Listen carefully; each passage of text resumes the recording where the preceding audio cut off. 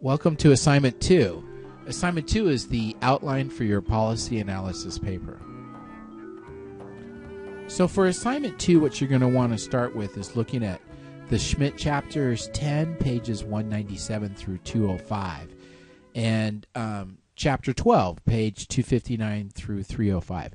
Now, Chapter 10 just provides general guidance and examples of typical outlines, so that will give you some ideas about how you should start structuring your outline as you're typing it up.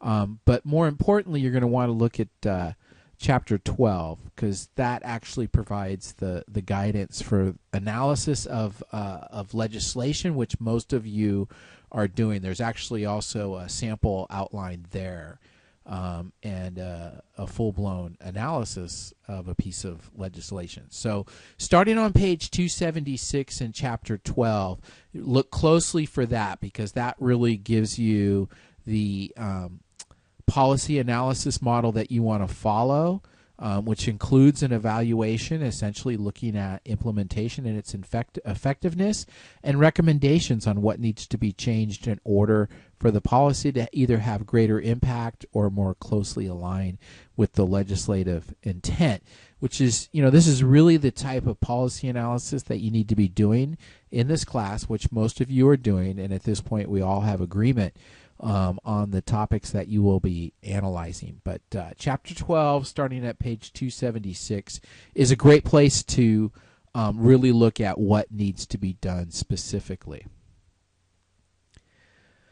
Now, to go about constructing your outline, you just want to start thinking about the topic that you have. And, look closely at that topic and think about, what are the different issues? What are the different parts of that issue? What are the various arguments around that issue? And then look for evidence that either supports or dispels the argument that is trying to be made. And so, you're going to want to have at least a few different arguments and at least a couple pieces of evidence. Usually, in scholarly research, we want to shoot for triangulation, which would mean 3 points of evidence. But if you've got a lot of issues that you're going to cover, then I'll respect the fact that I can't make you do a significant amount of work for something that you can communicate to me sufficiently at a lower level of work. So don't want to bust you guys. So all right, and then as you're jotting that down, so you've got these arguments and then maybe some pieces of evidence that you think you've got to support or disapprove that particular argument, and then start to group them and rank them according to how good you think they are, how strong you think they are, how much effect and weight that they will carry for the person that is reading your analysis and trying to learn from it. So then, now as you look at all this material that you've written out on a sheet of paper, and it may not be a lot, but as you're looking at it, begin to put it into some kind of hierarchical format. I mean, obviously, those arguments that have some really strong evidence, those are your stronger arguments. So obviously, those would be the ones that we might want to start with first or primarily focus on, and then use the weaker ones to add interest and context to your overall analysis, but they may not necessarily be highlighted as heavily as the ones that really seem to make sense and have strong evidence and are good arguments for you to present in your analysis. And then, you can do it however you want, Roman numerals, just numbers and letters, whatever, hierarchy is fine for you. And try to do the outline in kind of a sentence format. So obviously you might just have a few words for a heading, but under that, if you're going to have a section that's based on an argument, then say enough that I understand what it is that you're going to be doing in that particular portion of the outline. Okay, so now one of the things that you really want to look closely at in the Schmidt papers is that there are examples in there. There's at least 2 examples in there of how to write an outline, and there's also 2 examples of an actual analysis paper. The first of which is the one you really need to look at closely if you're going to be analyzing legislation, but the second one, which starts on page 276, is the more common type of policy evaluation. Now, it just really, for you, it depends on if your topic is based on legislation. Obviously you're going to be using the one model. If not, then you would be using the model similar to what you see on 276. That's generally those 2 examples are going to generally guide your outline for you. And there's headings there that you'll be able to draw from that make sense for the analysis that you're doing for the topic that you're looking at. And remember, they're just examples, and you should make headings appropriate that for whatever makes sense for what it is that you're trying to communicate to me that you've learned in the research that you've done around the analysis of the particular policy that you chose as the topic for your paper. Now, just to make sure, for those of you that just aren't getting it and it's just like, hey, I need to be told exactly what to do, here is the page for you, because that's exactly what this is. So if I, Scott Grundle, was going to do a policy outline, then here's a potential outline that I would use for that paper. So I would start off with a heading that basically says brief description of the policy to be analyzed. That's where I'm going to make a statement as to what it is that I'm actually looking at. So just don't say, AB 358. Actually say what that is and why that is important. Very similar to what you would do in a thesis statement for an essay. So then the second heading would be problems and issues identified. So here are where you're going to come up with the few arguments that you had organized earlier when you were jotting things down on a piece of paper and thinking about your outline and what all the evidence you have were to support those arguments. So now you've gelled around 2 or 3 of those, and those are going to really be presented now in the problem and issue identified section. Then your third section is going to be historical context. So this is where your research comes in. You're going to go back and look at the difference between when this bill, if it was legislation, when the bill was first presented versus how it was actually adopted, and then you can when you look at legislation online, like leginfo.ca.gov for California legislation,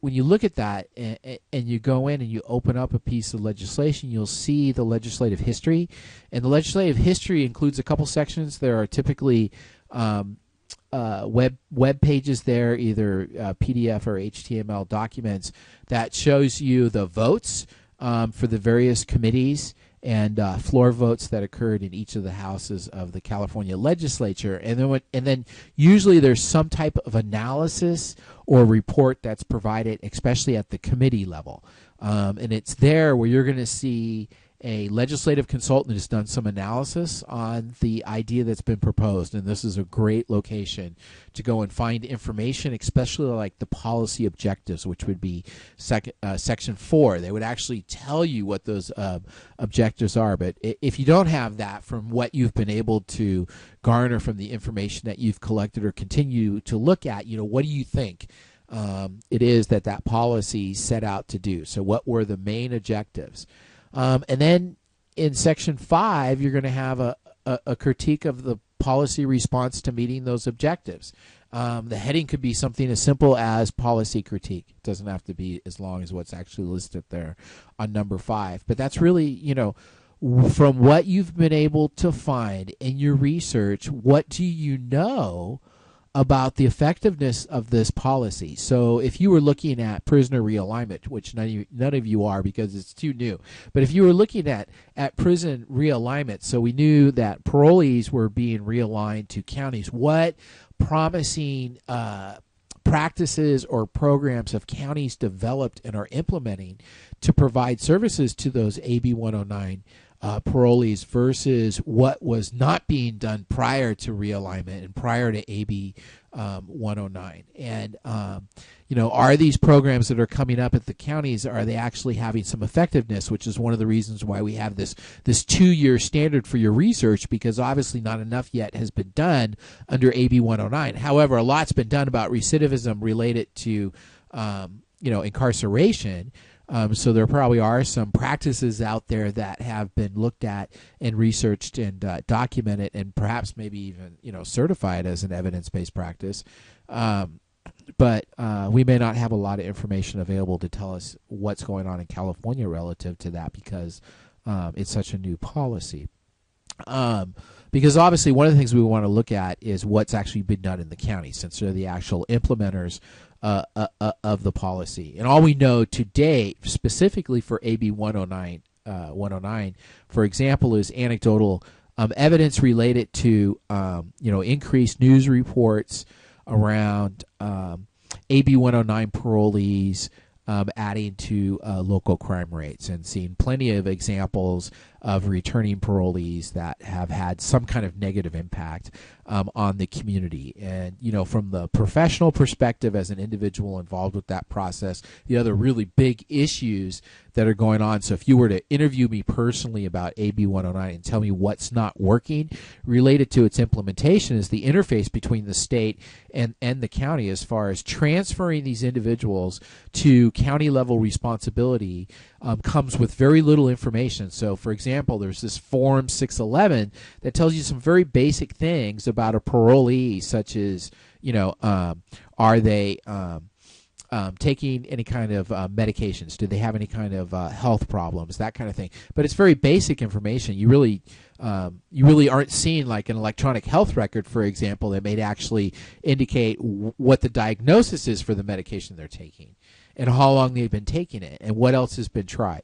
And that level of information is not coming. And as some of you have even discussed on the discussion boards for this course, that you're seeing people who are supposed to be one of the non-nons, right? Non-violent, non-serious, non-sexual, but you're actually seeing that they have these convictions. But the kicker is that the non turns out is related only to the most recent conviction and isn't applied in totality or holistically over that entire parolee as far as what their overall history is related to the crimes that they have committed. So, so there's a key implementation issue, is that an assumption was made around an adequate level of information being provided to the counties to be prepared to accept that individual in an appropriate way and to minimize any negative impact on the community. And there just simply isn't that level of communication. Even though verbal promises were made, they just were not quite